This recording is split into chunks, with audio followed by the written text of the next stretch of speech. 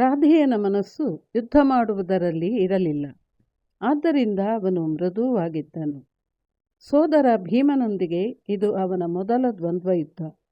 ಅವನು ಅರ್ಜುನನೊಂದಿಗೆ ಯುದ್ಧ ಮಾಡಿದ್ದರೂ ಅದು ಬೇರೆಯೇ ಆಗಿದ್ದಿತು. ಒರಟನಾದರೂ ಹೃದಯವಂತಿಕೆ ಇದ್ದ ಭೀಮನ ಮೇಲೆ ಅವನಿಗೆ ಸೋದರ ವಾತ್ಸಲ್ಯವು ಉಕ್ಕಿ ಬಂದಿತು. ರಥದಿಂದ ಕೆಳಗೆ ಹಾರಿ ಭೀಮನನ್ನು ಆಲಿಂಗಿಸಿಕೊಂಡ. ರಾಧೇಯನು, ನಾವು ಸೋದರರು, ಹೋರಾಡುವುದು ಬೇಡ,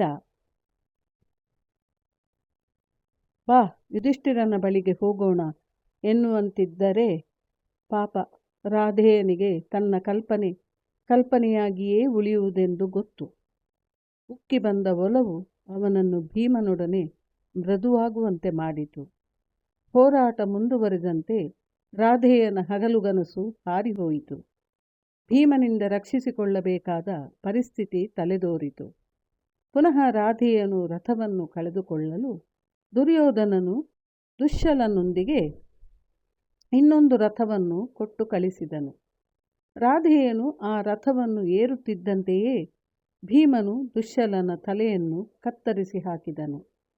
ಈಗ ರಾಧೇಯನು ಭೀಮನ ಬಗ್ಗೆ ತಲೆಕೆಡಿಸಿಕೊಳ್ಳಬೇಕಾಗಿ ಬಂದಿತು.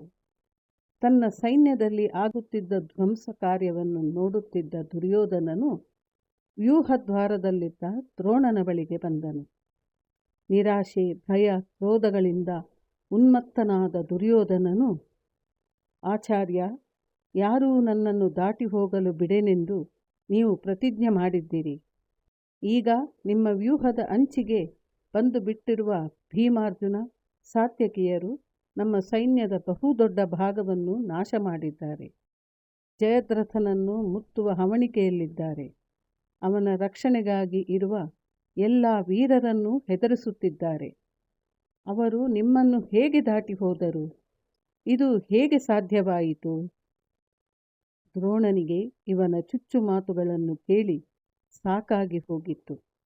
ತನ್ನ ಕೈಲಾದುದನ್ನು ನಿರ್ವಂಚನೆಯಿಂದ ಮಾಡಿದರೂ ಈ ರಾಜನಿಗೆ ತೃಪ್ತಿ ಇಲ್ಲ.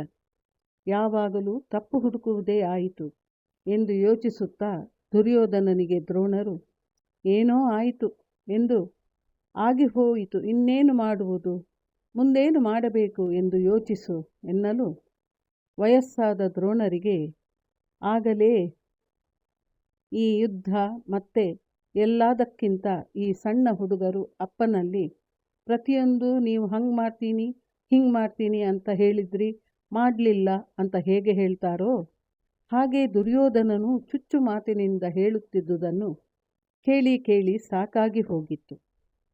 ದುರ್ಯೋಧನನು ಜಯದ್ರಥನನ್ನು ಕಾಪಾಡಿಕೊಳ್ಳಲು ಬೇಕಾದ ಏರ್ಪಾಡುಗಳನ್ನು ನೋಡಿಕೊಳ್ಳಿ, ನನಗೆ ಭರವಸೆಯೇ ಹೊರಟು ಹೋಗುತ್ತಿದೆ ಎಂದು ಹೊರಟು ಹೋದನು.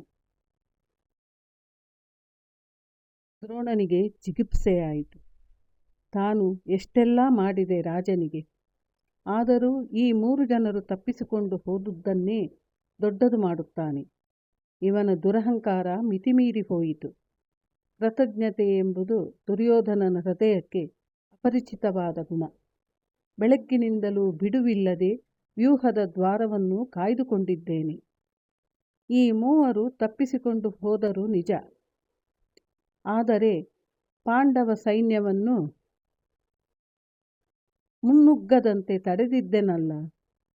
ಮಾನವ ಯತ್ನವನ್ನು ಮೀರಿ ಏನನ್ನಾದರೂ ಮಾಡಿದರೂ ಸಹ ಈ ದುರ್ಯೋಧನನಿಗೆ ತೃಪ್ತಿಯಿಲ್ಲ ಎಂದು ದ್ರೋಣನು ಕೋಪವನ್ನು ತಡೆಯಲಾರದೆ, ನಮ್ಮ ಆಡುಭಾಷೆಯಲ್ಲಿ ಹೇಳುವುದಾದರೆ ದುರ್ಯೋಧನನಿಗೆ ಸರಿಯಾಗಿ ಕೈ ತೆಗೆದುಕೊಳ್ಳುತ್ತಾನೆ. ಇದು ಮುಂದಿನ ಭಾಗದಲ್ಲಿ ಮುಂದುವರಿಯುತ್ತದೆ.